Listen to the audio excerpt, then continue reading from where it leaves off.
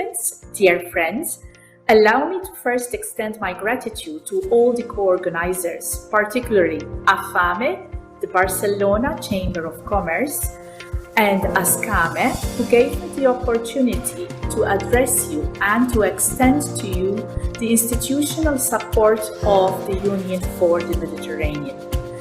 Due to the UFM's ongoing high-level women conference taking place at the same time, unfortunately, today I am unable to join you online live for your interesting discussion. This year, we commemorate the 25th anniversary of the Barcelona process. It was launched with the aim to strengthen relations between Europe and the southern Mediterranean countries.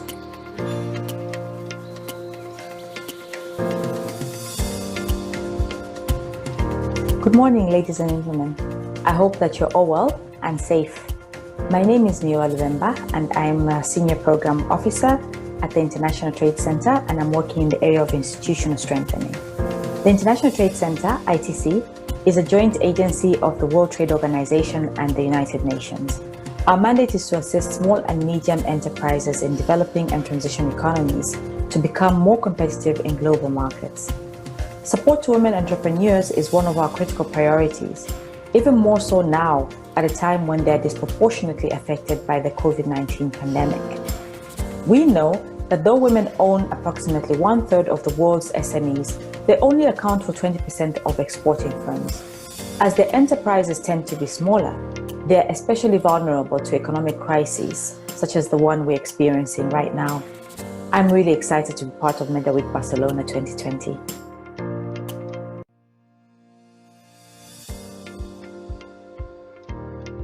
Hi, I am Betül Sezgin. I am the chairwoman of the board of the Association of Businesswomen in Izmir. As we all know, the pandemic has affected the world we live in since almost past 1 year. And actually, the virus has enormously affected our business and daily life. Especially for female employees in the Mediterranean geography, the process was a bit hard to deal with so far. We can say during the quarantine days that the domestic workload of women increased with the fact that many families were full-time at home. During this period, women were engaged in household tasks and childcare as well as their professional life. In addition, following the online education process of school-age children, responding to their emotional needs, planning games and activities are added to all these responsibilities of women. The coronavirus has affected all types of different women. The woman who used to pay another woman to help with their housework now has to do it themselves with juggling to teach and manage their children while working from home at the same time.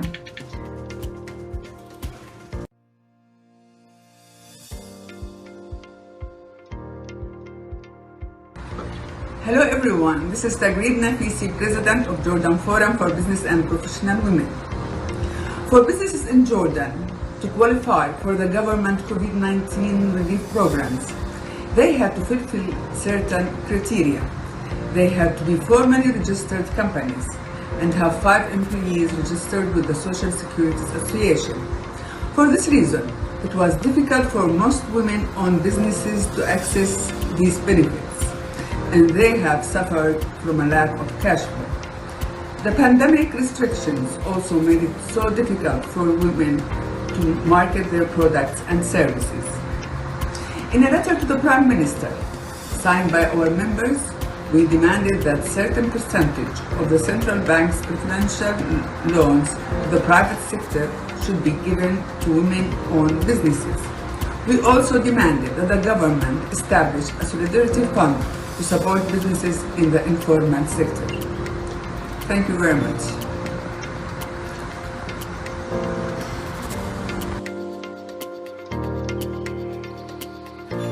Micro, small and medium-sized enterprises, MSMEs, are the backbone of many economies. They are particularly exposed to the economic impact of the COVID-19 pandemic because of limited financial resources and borrowing capacity. Necessary measures include the protection of women's jobs via access to technology, training, markets, innovative institutional finance.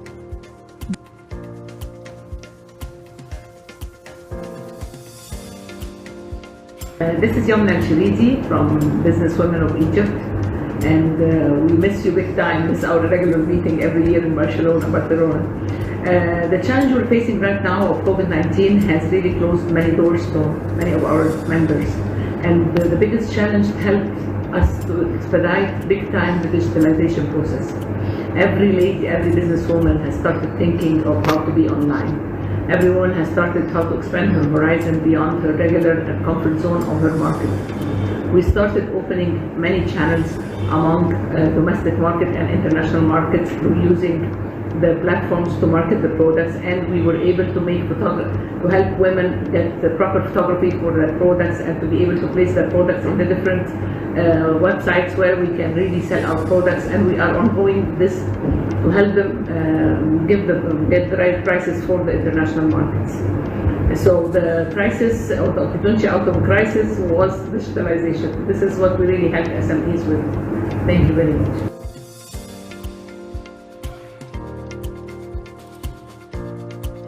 Greetings from Businesswomen Association of Montenegro.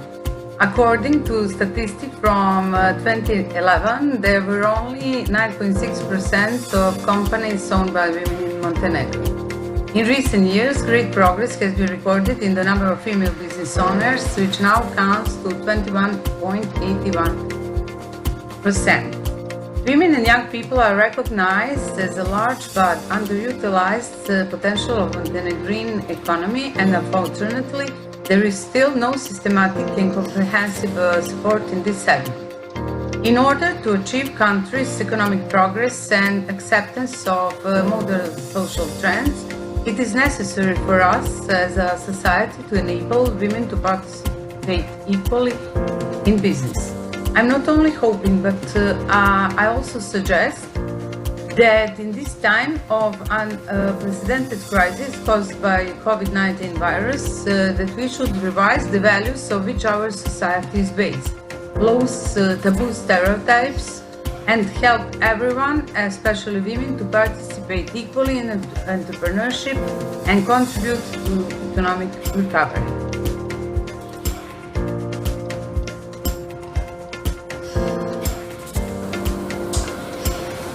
In Greece, we have conducted two major researches since May 2020 to October 2020, and it shows that the biggest victims of the COVID economic crisis were female entrepreneurs. And why was that in Greece? Because we have a big gender gap that leads that women have the major role in the economy, house economy, either with their children, parenting, or with their elder parents. That means that women, entrepreneurs that had to face the crisis even earlier, when the schools shut down, even before the economic lockdown, and some of them weren't able to go back to their works before when the market opened. The schools were not operating, so they had to take care of their children. We are in constant communication with our ministries of Interior, Labor and Economics, where we have demanded for some type of measures in order to assist women entrepreneurs to stay in business, to stay in the economy, with some type of subsidies or any type of other support.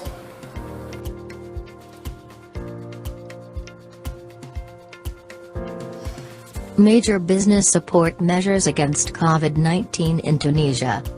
Each country organizes itself as it can to cope with this global pandemic. Tunisia does not deviate from this rule. For its part, It has been proactive in taking the necessary health measures by declaring a national state of emergency and adopting containment measures, including total isolation, night curfew, travel bans. All these measures are not without consequences on employment.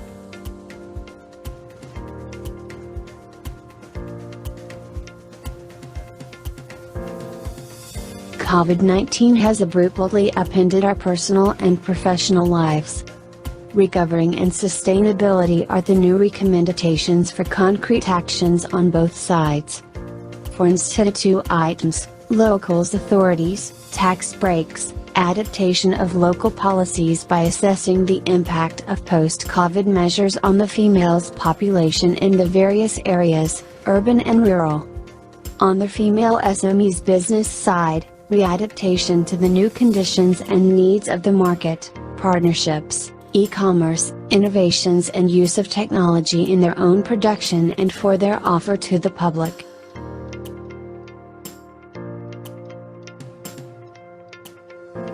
Women entrepreneurs face obstacles in accessing information, resources and networks to pursue their business during the pandemic.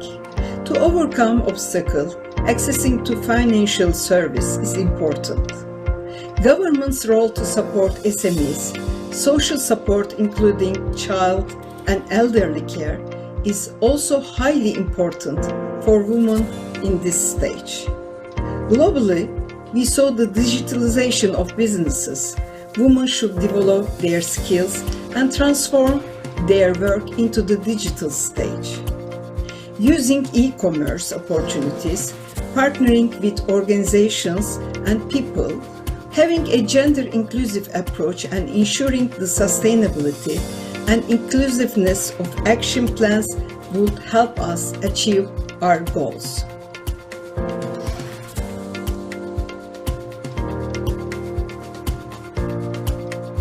Taking facilitation measures for entrepreneurial projects that employ technology and are based on creativity and innovation through the following points. Establishing business incubators and centers for disseminating knowledge about leadership and information technology, coordination and networking with existing centers that are easily accessible to women, website. Organizing events to transfer expertise from specialists, men and businesswomen, from success stories and experience to female entrepreneurs, and to transfer expertise on the use of information technology, creativity and innovation in entrepreneurial projects. Facilitate women's access to finance.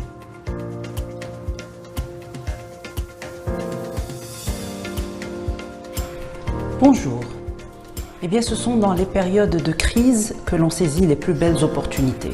Cette crise du Covid-19, qui est très violente, a connu de belles réussites de femmes chefs d'entreprise qui, pendant la première période de confinement, n'étaient pas forcément versées dans le digital et qui ont profité de cette période difficile pour se lancer dans la création de leur site web, de la création de leur vitrine, qu'elle soit d'ailleurs dans les produits ou dans les services. En tout cas, j'ai eu l'occasion de suivre de belles réussites et qui, pendant cette période qui est en train de durer, qui est mondiale, une crise mondiale, sont en train de tirer leur épingle du jeu grâce à leur capacité d'adaptation au niveau du digital. Je vous dis, pour celles qui n'ont pas encore sauté le pas, allez-y, c'est vraiment l'une des belles solutions, si ce n'est la meilleure solution pour sauver nos business et non seulement les sauver, mais les développer parce que de toute façon, l'avenir c'est le digital. On n'arrête pas de le dire depuis plusieurs années, là ça devient plus une possibilité mais une nécessité. Alors pour les femmes qui n'ont pas encore sauté le pas, allez-y, même si vous pensez que votre business ne s'y apprête pas, pas du tout. Vous pouvez trouver une porte avec le digital. Allez-y, c'est une très très belle opportunité à saisir. Voilà.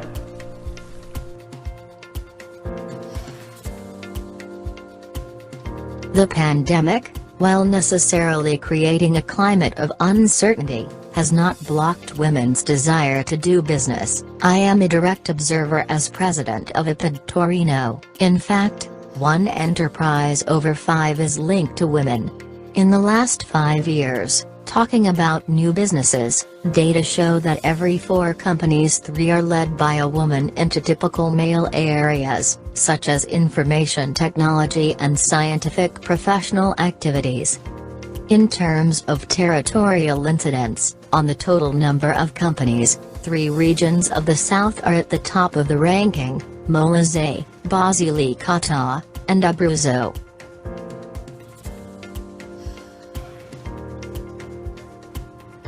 Necessary to take important actions in order to establish the change management correctly and to ensure that organizations are minimally affected by the crisis. With the transformation of remote working and business life from a temporary application to a permanent one, companies need to create a working culture in the digital environment and take actions that will give employees digital collaboration competence. In this context, I always emphasize the importance of planning with a focus on infrastructure, process and innovation for the new period. While trying to adapt to all these negative conditions, gender inequality in business life still hinders economic growth.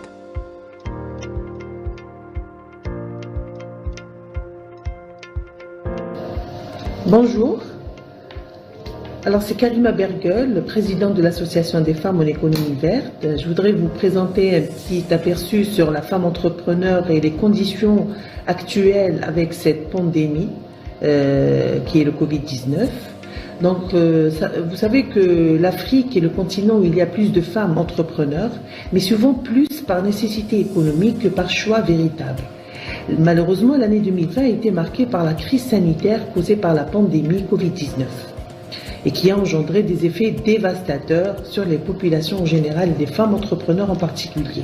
À cet effet, donc, je lance un appel aux femmes entrepreneurs quant à l'intérêt capital du renforcement de la résilience face à cette crise sanitaire, sachant pertinemment que ces femmes entrepreneurs qui font face à plusieurs défis possèdent des potentialités de pouvoir jeter les jalons d'une nouvelle réflexion. Il faut donc développer des modules soft skills et former ces femmes sur les TIC, donc les technologies de l'information et de la communication, afin de renforcer leurs capacités dans le travail à distance et d'intégrer ces femmes dans des programmes d'accompagnement exclusifs aux femmes pour les soutenir et encourager le travail en réseau. Poursuivons ensemble cette sensibilisation en vertu de l'entrepreneuriat féminin et le leadership et soyons toutes unies afin de faire face à cette crise sanitaire et cette crise économique. Merci.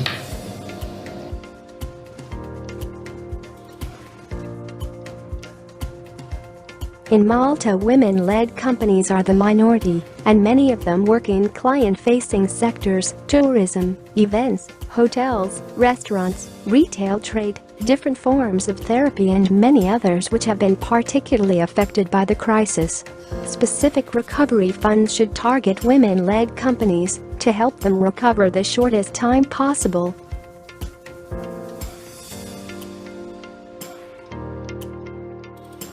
COVID expedited the need to shift to digital everything. SMEs and MSMEs need support in creating or optimizing their digital presence and developing their digital strategy to increase their visibility and reach. In Lebanon specifically, and in addition to the challenge COVID imposes, SME founders and managers have to deal with currency devaluation, inflation, and lack of access to foreign currency.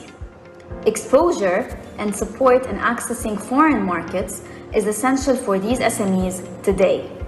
This could be through linking these businesses to regional and international marketplaces to sell their services and products beyond the Lebanese borders, while providing them with the coaching needed to apply the best practices of online sales.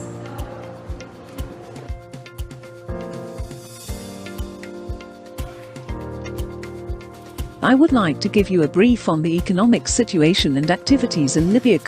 Libya has many resources in addition of oil (coast 2000 am, agriculture, rich desert etc. But there's a limitation of private business regarding to political issues since 1969, which related badly on the majority in adopting on the government for their income. There are very small business operating by women, but most of them are focusing on catering or hairdresser, which don't add any value to the economic. Also, if there's some successful projects, they don't register them at Chamber of Commerce for some reasons (taxes). We are looking for long-term and stable women empowering enterprises to support them and the economic, putting in mind the conflict in Libya.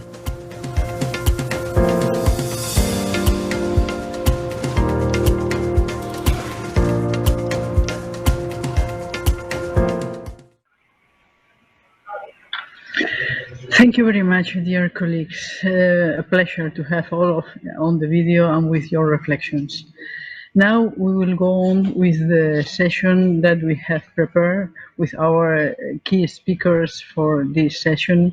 I think it's a pleasure to have all of them because they represent several types of leaders in our economic world. First of all, I would like to introduce Najwa Atia. She is the president of or she's chair the Committee of Women Affairs in ASCAME. Najwa, as you know, and it could be difficult to understand, but is the only president of a chamber in the North Africa space, and is one of the main leaders in Tunisia. She as well, not only being president of the Cambon Industry and Chamber of Commerce and the Naboul Business Center, she has had several responsibilities in many places in Tunisia country. For this, I give the floor to Najwa, and thank you very much for being with us. Najwa, the floor is yours. Bonjour mesdames et messieurs, aujourd'hui nous sommes réunis au plus grand forum des femmes chefs d'entreprise de la région iranienne de MedaWeek. Ce forum joue un rôle dirigeant dans la région dans le sens que c'est une occasion pour d'une part partager nos expériences et d'autre part pour développer l'esprit d'entreprise chez les femmes. En effet, ce 12e forum présente une large opportunité pour mettre en exergue la situation actuelle des femmes d'affaires en Méditerranée et également pour montrer dans quelle mesure la numérisation a été réellement un nouvel outil de travail. Cette année est exceptionnelle avec ce forum, alliant entre les rencontres directes et celles en ligne. L'organisation de ce forum est une occasion pour montrer encore une fois que les femmes méditerranéennes ont été en première ligne pendant la pandémie Covid-19 qui a touché le monde entier, et ce dans le but de résoudre les conséquences qui les ont lourdement accablées. La pandémie Covid-19 nous a isolés. Oui, elle a séparé physiquement les personnes les unes des autres. Les contacts ont subitement diminué. C'était imprévisible et déroutant. Toutes les prévisions du business ont été anéanties par ce complexe et dangereux virus. C'est une guerre avec un invisible ennemi. Pour protéger les peuples, les gouvernements leur ont imposé des confinements. Ces données ont eu des conséquences économiques désastreuses. En effet, il y a eu des fermetures provisoires ou définitives d'entreprises, une grande augmentation du taux de chômage, lequel a plus touché les femmes que les hommes, des pénuries de marchandises, une nette diminution du pouvoir d'achat, un blocage d'investissement. Il y a eu même des secteurs qui ont été partiellement ou totalement sinistrés. Les chefs d'entreprise ne peuvent plus accomplir leur business plan à long et moyen terme et même à court terme. La pandémie Covid-19 a tout changé. Il y a eu un impact disproportionné de cette dernière sur l'entrepreneuriat féminin. En effet, une grande part des micro-entreprises dans la région sont détenues par des femmes et cette crise les a lourdement touchées. L'écoulement de leurs marchandises est devenu difficile et ces petites entreprises n'ont pas la formation en numérique et n'ont pas les moyens pour s'y préparer. Cet écart entre les genres dans l'accès au numérique peut éloigner des opportunités de travail de millions de femmes. En effet, de nombreux programmes de relance destinés aux particuliers ou aux petites entreprises dépendent d'une identification fiable et de canaux numériques pour atteindre les bénéficiaires visés.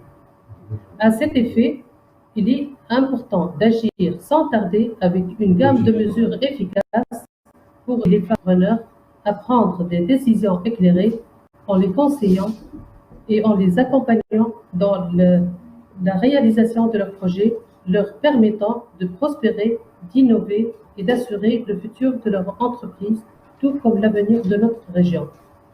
À cet effet, l'inclusion numérique est une priorité urgente et il faudrait que les entreprises des femmes entrepreneurs s'organisent pour structurer autrement leur travail et doivent se tourner vers leurs compétences et leurs fonctionnalités technologiques.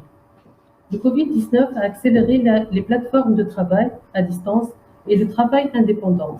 Cela pourrait être une aubaine pour les femmes qui peuvent bénéficier de la flexibilité qu'offrent ces plateformes, en particulier pour les travailleurs des services à distance fournis numériquement, tels que les logiciels, la conception ou les ventes et le marketing.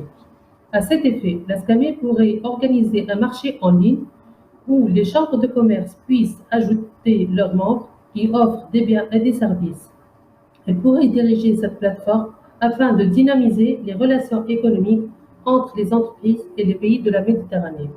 Notons que différentes initiatives et programmes ont pris place grâce à une variété d'expériences innovantes, d'activités entrepreneuriales, de séances de mentorat, de programmes de leadership, d'éducation technologique, d'événements de réseautage et d'opportunités pour faire progresser la place des femmes dans la scène entrepreneuriale, la technologie, l'innovation et la société. Les femmes entrepreneurs peuvent et sans tarder se concentrer sur la formation et le commerce en ligne. En plus, les femmes sont des acteurs clés de développement. Leur inclusion devrait prendre la forme d'une participation et d'un leadership significatif dans tous les processus de prise de décision pour faire face à l'épidémie de Covid-19, ainsi que dans la planification des mesures à prendre à court terme, comme par exemple l'intégration des femmes entrepreneurs dans l'économie numérique. Il est à remarquer que pour encourager davantage l'initiative des femmes entrepreneurs, les volontés ne manquent pas au sein de la Méditerranée.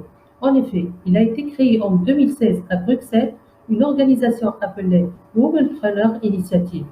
Ces activités sont concentrées en Belgique et dans la région MENA, Moyen-Orient et Afrique du Nord. Ce projet a soutenu plus de 10 000 femmes et a des représentants dans 10 pays.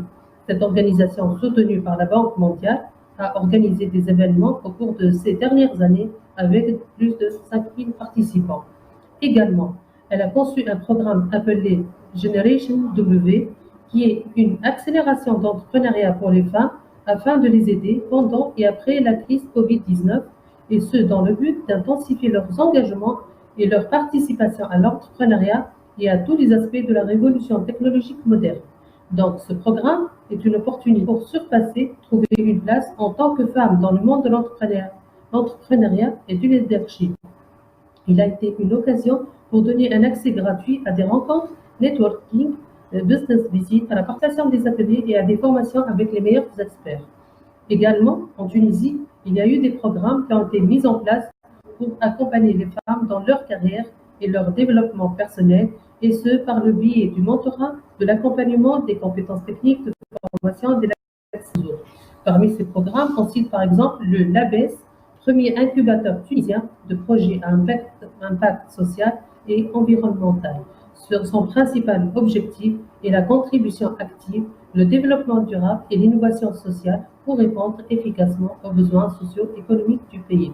Par ailleurs, nous vous présentons l'initiative en Chambre 4.0, qui est une révolution numérique pour le commerce, lesquelles doivent se transformer et numériser leur fonctionnement et les services qu'elles offrent afin de mieux servir leurs membres.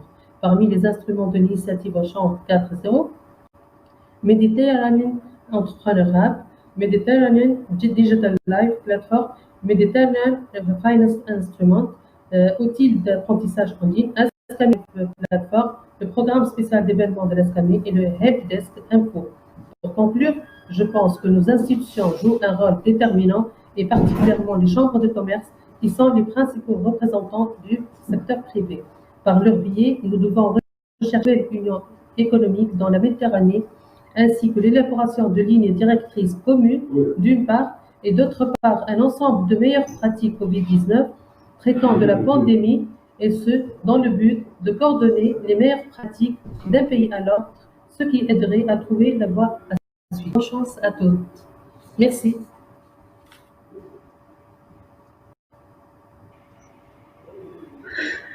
Thank you very much. Merci beaucoup, Najwa. Thank you for your statement of about what is necessary, and we will take note for our future projects and for future programs. Our next speaker, Amani Ashfur. Amani is not only a very good friend from the many years, but she was one of the founder members in AFAME. Amani, we have been working during the last 15 years very, very closely. And when I have to explain what we have done together, I think I need a book. For this, I will point some relevant things that I think is important that you know.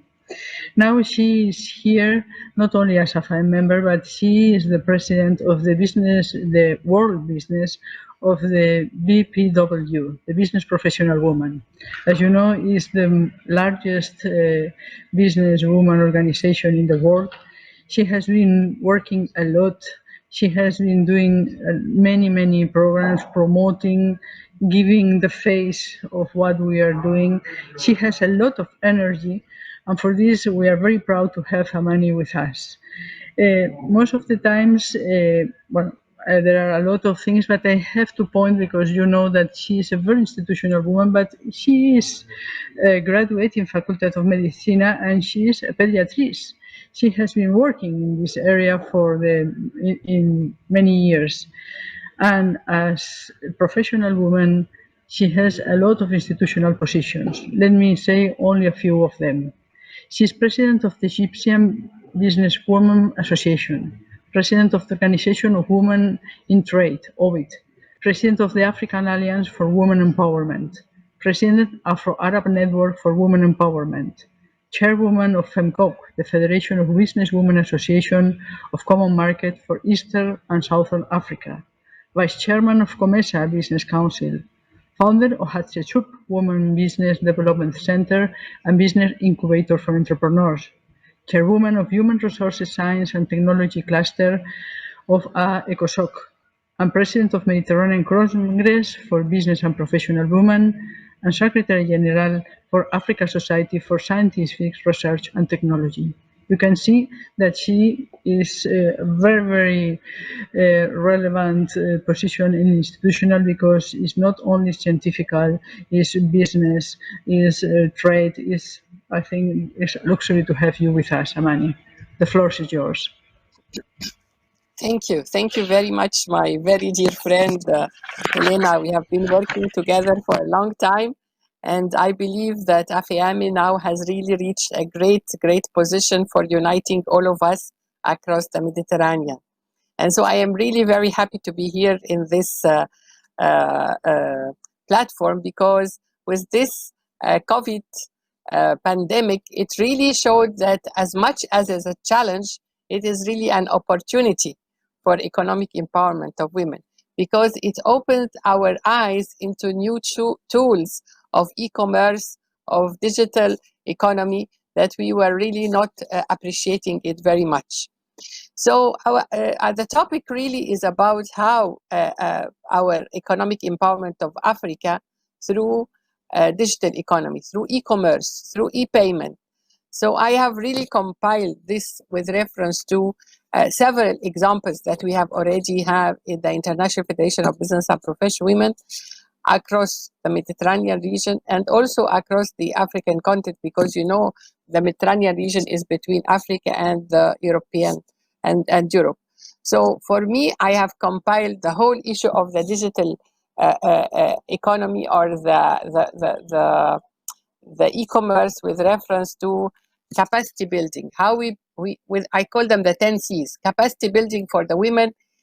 So she is able to have really knowledge within the platforms, the digital platform. Collaboration among ourselves, because it is time that we as business organizations across the Mediterranean have collaboration.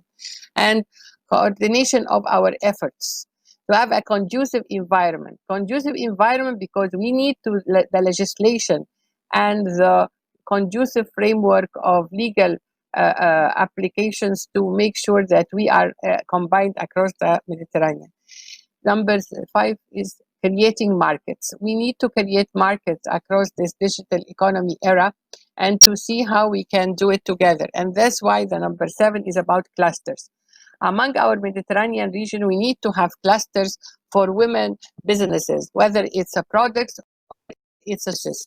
So we can have clusters for fashion industry, clusters for ICT, cluster for agriculture, agribusiness, cluster for for all the expertise that we have. And this I will draw a very good example within the business and professional women that happened in Croatia, and we are now replicating across the whole BBW International. We can have it across Mediterranean, is business catalog.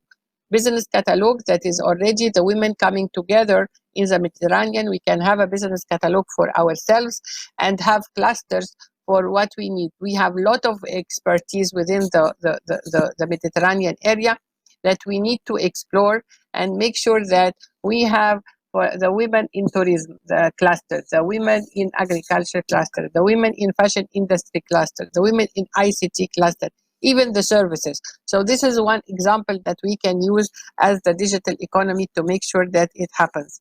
Also, it is very important to see that cross-border, which is another C, among ourselves needs several pillars. It needs, I call them the three pillars, the triad of empowerment. Number one, which is about personal empowerment programs. We need to build the capacity of our women with reference to digital literacy and how they are able to use in the digital fourth industrial revolution, use the e-commerce. So we need to have a great building capacity for our women that can happen also on the digital platform. Number P is policy.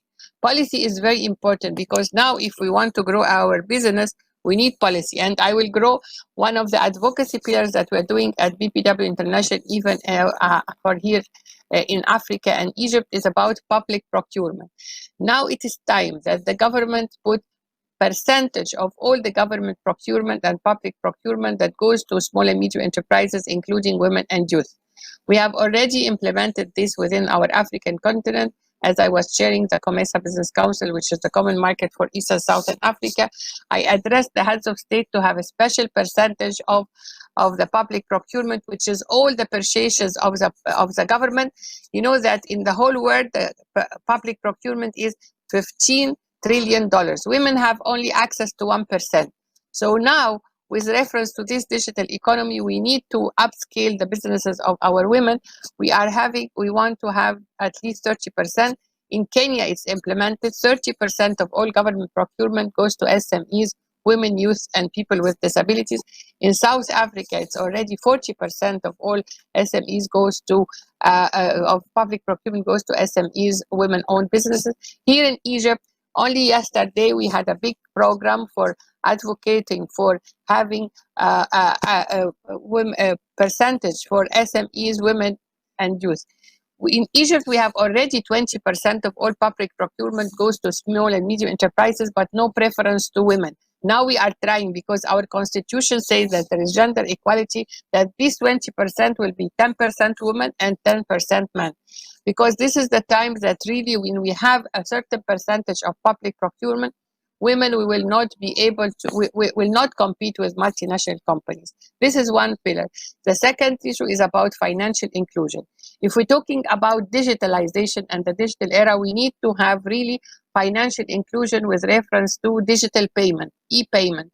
So we need also legislation for e-marketing, for e-payment. How can I am in Egypt, how can I really connect with Spain, with Malta, with Greece, with Tunisia, only with simple payment solution, that I don't need to go to the bank and go, but we want to have financial literacy with reference to the digital era for our women to have e-payment through e-commerce and digital economy. We have just one of the example we did yesterday in Egypt. We had launched a very big platform which is within the African continent, and COMESA is called 50 Million Women African Speak. 50 Million Women African Speak is a platform that all the women will put their products within this platform. And also we will, another platform that also we are advocating called Sukuku Africa. Sukuku Africa will be like our Alibaba, our Amazon, that we have all the products that is made there, and special for women. So I am really from here, I am recommending that why not among our Mediterranean platform, we can have a platform that promotes our women in business and women products and have clusters. And on this platform, we can have trade information hub, because this is what we need.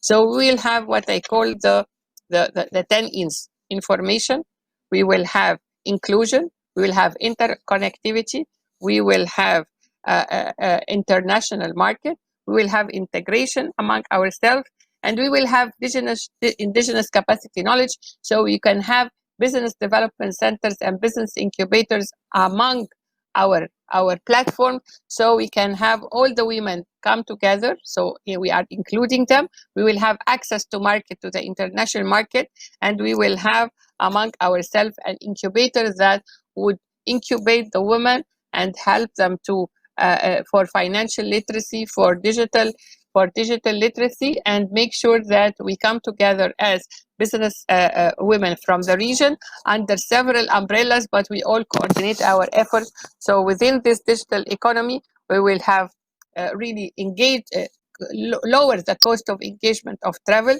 facilitate our coordination of the global value chain for the women, help diffuse our ideas and technologies, and connect to greater number of businesses and consumers globally. So having said that, it is very important that we understand that in the digital area and the fourth industrial revolution is a big opportunity for us as women entrepreneurs within the region. And I would really recommend AFAME and my sister Helena to see how we are connected together through a digital economy platform and through clustering our services and production. And I thank again the Chamber of Commerce of Barcelona, ASCAME, and AFAME, and happy to be with you in this very important platform. Thank you very much. Thank you very much, Amani. Thank you. Always so energizing and so motivating. I think it's true. We have to work together. There are many platforms. You are leading one of the most important, and as you know, we are collaborating as much as possible. Thank you from El Cairo. Our next speaker will be Mrs. Rim Ayadi. I met Rim 2 years ago, and we were introduced by our good friend from us, Mr. Roger Albiñana. He's in charge of the economic policies in the IEMED, Institute of Mediterranean Studies. And it was a pleasure because since then we have been working together in many different areas. I would like to point some lines about her curriculum. Professor Rim Ayadi is the founder and president of the Euro-Mediterranean Economists Association, and I have the honor to be part of the board of this EMEA organization. Thank you very much, Rim.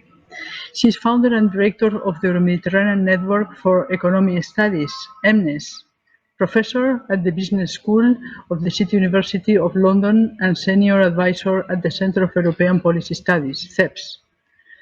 She was re-elected chair of the European Banking Authority, EBA, Banking Stakeholders Group, of which she acted as elected chair from February 19 from June 22. Professor Ayadi is an economist and international academic expert on international business and financial systems, financial markets and institutions. I think it's a pleasure to have Rim with us, and please, the floor is yours.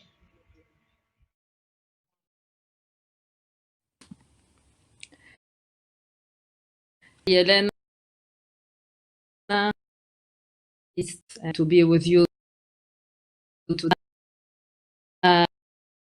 To my very important event in very difficult times for everybody. Elena, I very much because not only I'm very happy to be a part of this community, but also I'm very happy that you are really contributing to our advisory board at the Euro-Mediterranean Economists Association. First of all, I would like to emphasize that in these exceptional times, while we are all women, men, leaders or staff in medical, researcher, innovation, security staff, political staff in all economic sectors have been and still battling the COVID-19 pandemic. We must continue our actions, for sure, everybody from his own perspective, with perseverance to achieve recovery and resilience. We are in the path of recovery and resilience, and we need to build it. And this is very important. It will not come from nowhere. We have to build it all together. And also to learn something very important, that our humanity is still vulnerable to pandemics, and to face this sad reality with humility and courage. I mean, when I saw the pictures of the pandemic flu, I mean, the Spanish flu many years ago, I was really struck because we didn't move much. The only resilience factor I've seen is our digital platforms and our new thinking in the digital economy. And I think this has been one key element and one key factor of our resilient path today that we still need to build together. And as Ameni said, and I absolutely agree with her, from a business perspective, from a research perspective, and also from education perspective. Now at EMEA, we continued with all the team members, although they are scattered in different countries because they are all on a lockdown, to contribute to open research and knowledge on the COVID-19 pandemic in the Mediterranean and Africa from the start of the pandemic, from July, through our monitor, which is based on 3-pillar assessment matrix, which we have put together, and it's all the information, it's accessible on our website. And we are adding now the gender dimension for this pandemic, because we realize that during the pandemic, there has been a serious impact on women and so on. So all of these assessments are open on our website. Now, in my brief comment, I would like to share with you the status of women entrepreneurs around the world in these exceptional circumstances of COVID-19 within the social distancing and lockdown situations. Women entrepreneurs around the world are suffering large setbacks. This is very clear, and we cannot hide it. There is evidence collected by the World Bank and other international organizations, like, for example, the ILO and others, that there is disproportionate effects of lockdown measures on women-led SMEs and small enterprise and micro enterprises. In the MENA, and for example in MENA in Turkey, a recent survey which was performed by the Rand Institute shows that the majority of women-led SMEs have been affected negatively and may not even survive.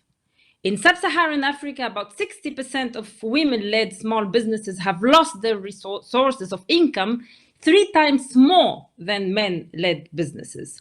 Globally, women-owned SMEs are about 6% more likely to close their businesses than male-owned businesses. Beyond this, we also need to look at the labor market. Share of women working in sectors like tourism, recreational, and others that were very much hit by the COVID-19 crisis. Africa, there is almost a loss of 30%, North Africa 30%, South Africa more than 40%. In Morocco, there is a specific example that almost 40% of the enterprises, based on the information of HCP, reduce their activities because of COVID, and this is more than 40% that are losing certain activities and so on. So this is really dramatic.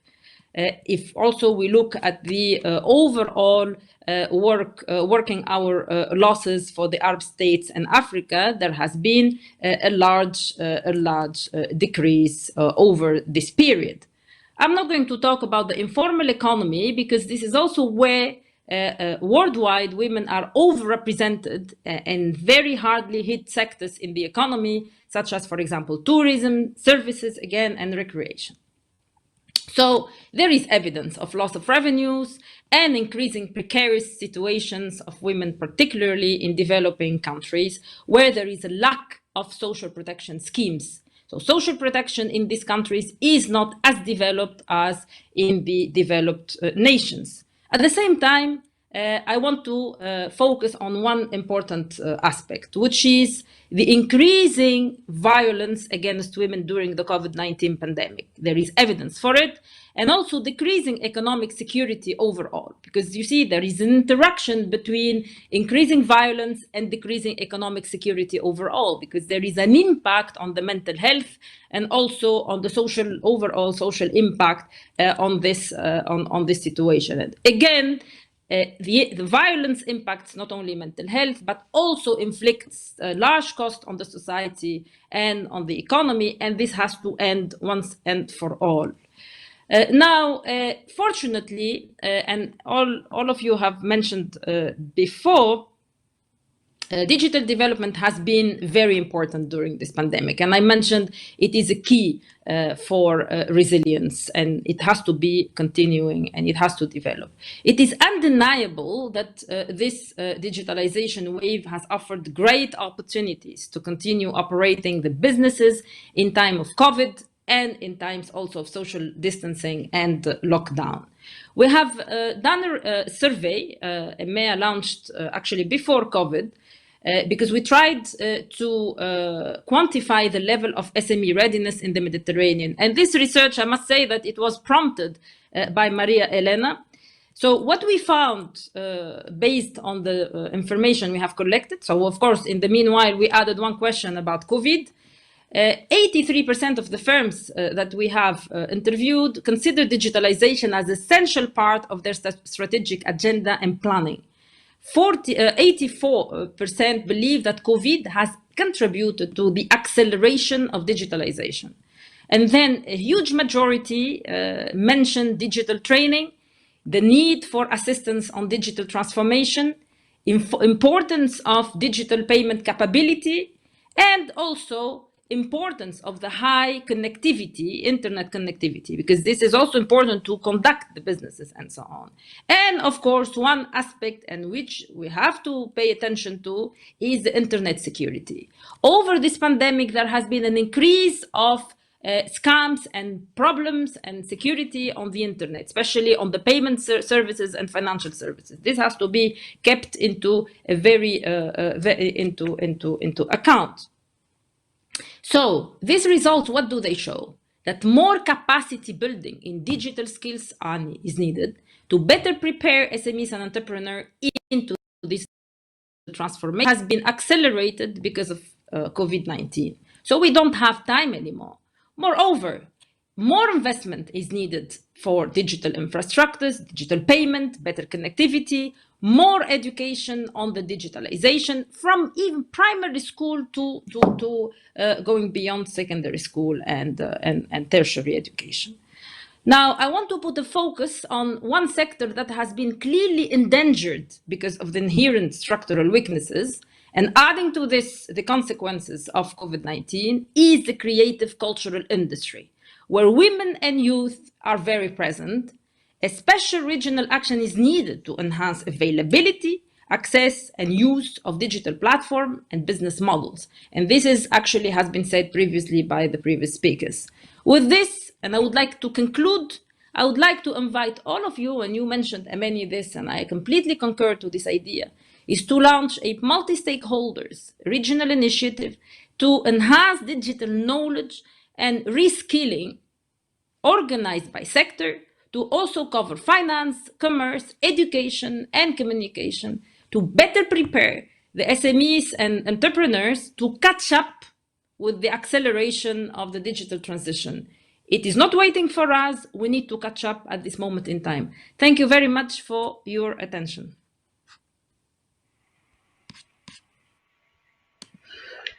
Thank you very much, Rim. Thank you for your specific points. And it's very important for us that you have give a special message.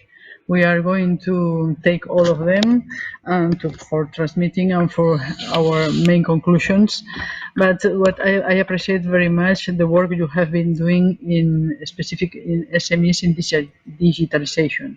I think it's a point that we have to see the advantage and what is not so good for our SMEs.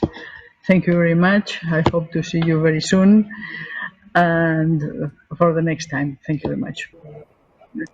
Amani, what do you think about this? Do you think that in the early ages we Yes. can have this possibility?